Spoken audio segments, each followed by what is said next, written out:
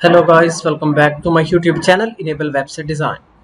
In this video we are going to discuss how you can flip your images and photos in Canva.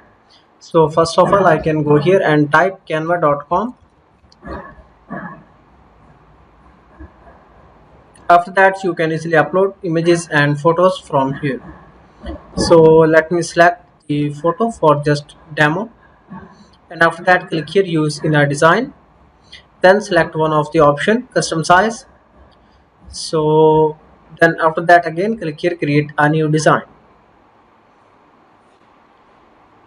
Now if you want to flip this photo, then how you can easily do that, simply click on the image, and on the top here you can see crop and flip. Click here on the flip button. Then you will get two options. You can easily flip horizontal form as well as vertical form.